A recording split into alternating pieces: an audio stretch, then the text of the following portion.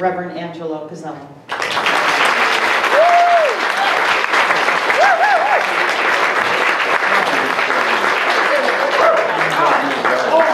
Thank you for being here. What a wow. I was just teasing when I threatened you with mortal sin. It worked. One day I did that. I said, you know, we're going to install mortal sin here at the New Thought Center because, and somebody thought that I was going to talk about mortal sin the following month. And so I got chewed out. Anyway, those of you who are Catholic, you'll know what I was talking about.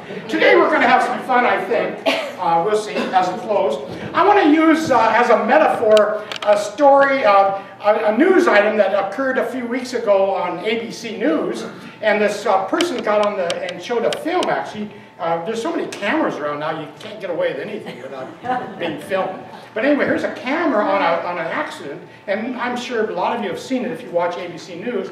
It showed this motorcycle slamming into an automobile, and the driver was pinned underneath the automobile. How many of you saw that on TV? It was incredible. What a wonderful situation it was for me, because it gave me the metaphor for this talk.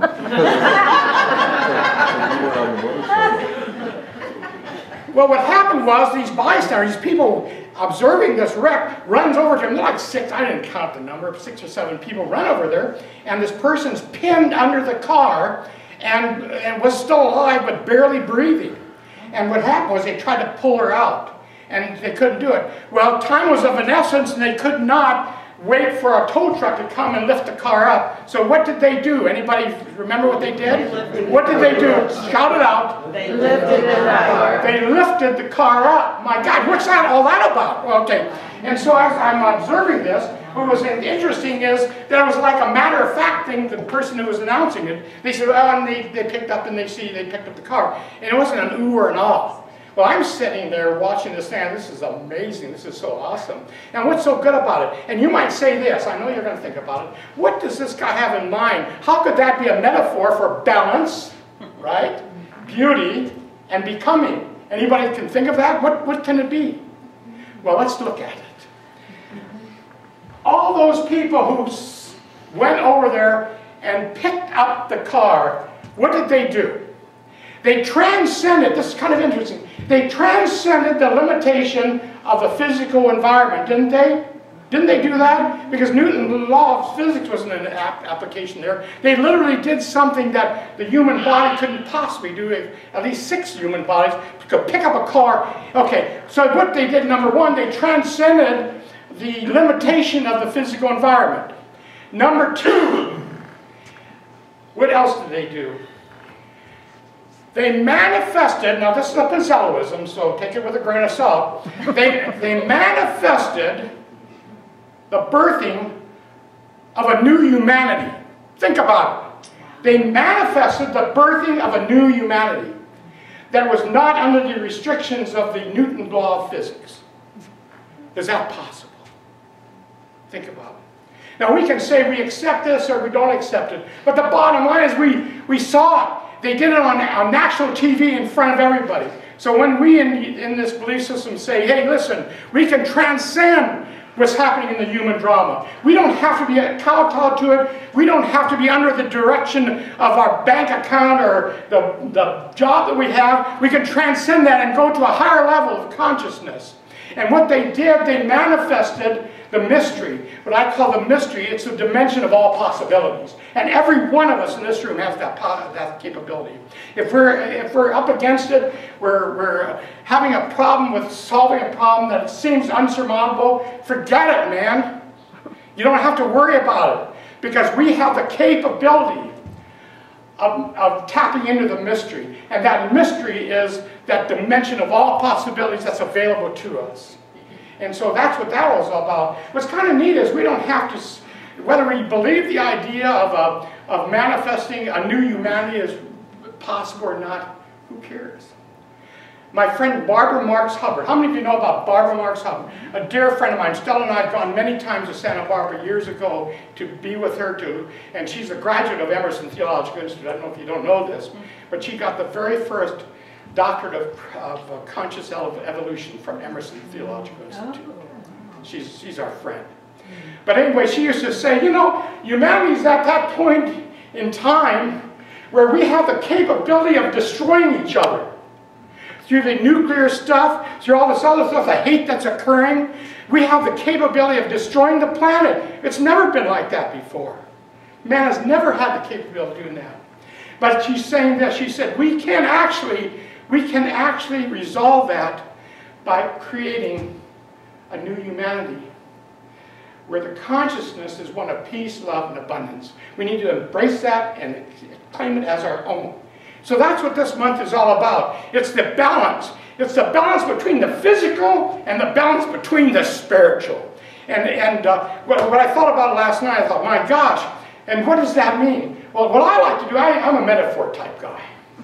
I like the parables. I like the esoteric stuff. It's kind of cool.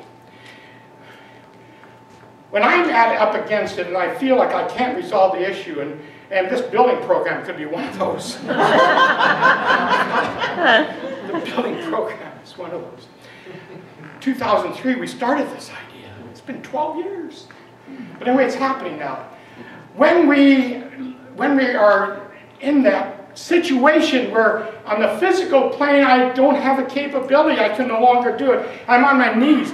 5 years ago I was on my knees saying, my God, Spirit, are you angry at me? Let's get this thing done. So I release all concern. At that point in time, Pizelo, Angelo was all by himself in the physical form trying to get something done. The minute I released that, what did I do? I really did this, and I think we all need to think about it. I completed myself. I completed myself.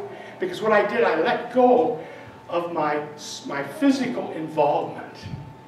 And I went to that deep within me, that deep energy within me that wants to provide the guidance. It's longing for it. I went to the truth of my beingness. Now, where did that truth come from? When we saw the truth of our beingness, what does that mean? It came from the ancient. If we look at the idea of the ancient philosophy of India, how many of you know about Vedic science? Anybody read Vedic science?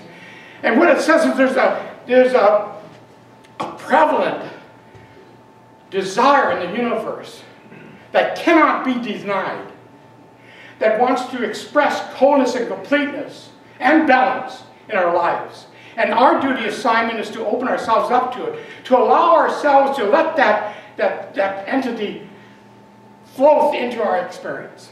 And what I did, I released this idea of having to do it on my own. And I turned it over to you. And I said, if the church gets done, fine. If not, it's okay. Because we're a spiritual family, we can meet in the park if we had to, right? And so we released it. What happened? The funding started coming, started flowing. And all of a sudden, that dimension of all possibilities was there. And I'm hoping by the end of October, we're going to be sitting over there. Let's clap for that. That's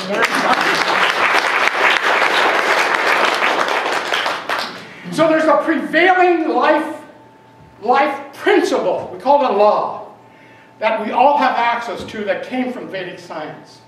And this prevailing life, and we call it a principle, is eager.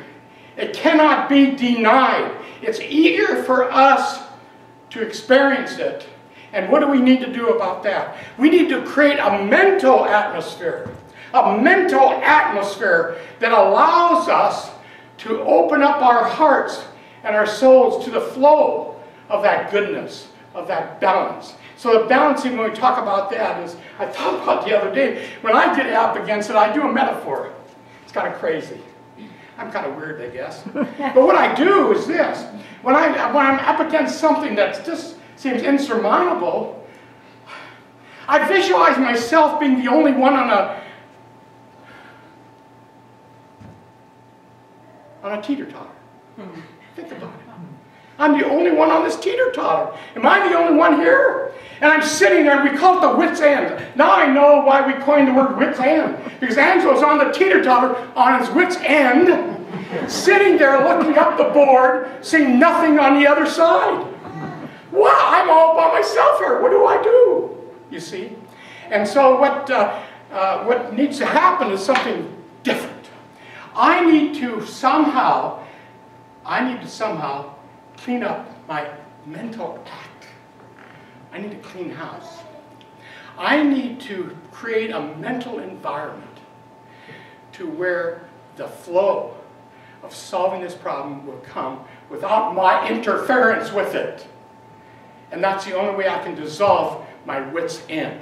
Do you like the idea? It's kind of cool. I like it. So when you're, this is quick. When you have a problem, think about yourself as the only one on the teeter-totter. The teeter-totter of life. And you're sitting there, and what are your options? Oh, I can sit there and complain and whine about it. Or what can I do about it? I can clean my mental attitude. I can bring and I can do my own self-completion. Because I'm only half a being when I'm just doing it on my own in the physical, and I don't bring in my power. My power is the spiritual entity that we are. So I'm on that teeter-totter all by my looking up. And so we need to mentally do that. There's a neat illustration, and I love this gal. There's a gal that in 1953 to 1981 walked 25,000 miles to bring a message to the world. And this lady knew exactly that she's never alone, that she's got this dynamic power with her and behind her. And so her name was Peace Pilgrim. Have you ever heard of Peace Pilgrim?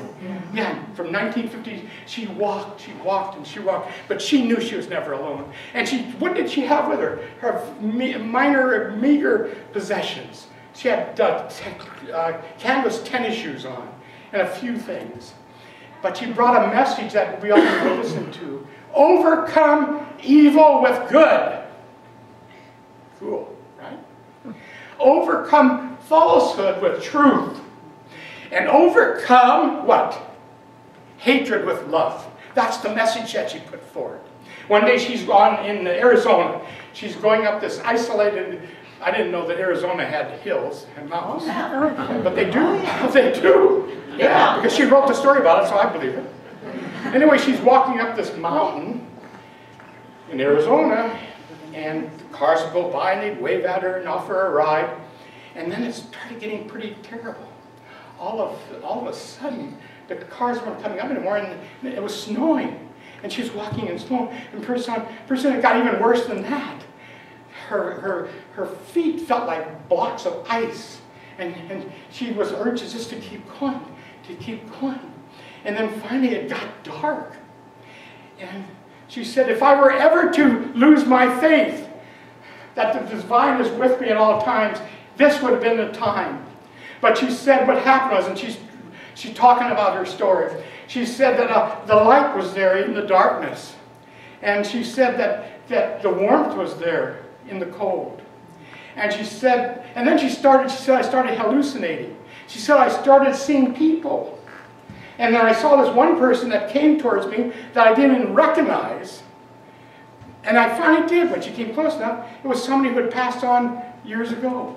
And I looked at her and I said, is it my time? Is it my time to pass over? And she said, no way, babe. No.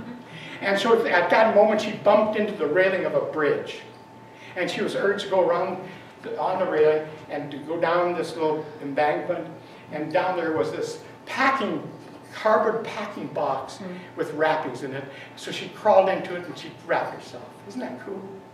And looking back, she said, what an awesome experience this was, and she wrote about it. She said, you know, when we put together our physical, and she's out there doing the work, she's walking it and doing the work, but when we combine that and we balance that with the spiritual, miracles happen. And she said it was just a wonderful experience. So anyway, what this month is going to be all about is that we'll be looking at balance, and there are many aspects of balancing. But the main part for all of us here today is the fact that as we travel this physical environment, we don't want to travel it alone. I mentioned this before in other talks, that I always, when I was in the Marine Corps, I always had the book, God is My Co-Pilot. How many of you ever read that? It came out in 1954. God is My Co-Pilot. And it got me through some really tough areas. When I realized that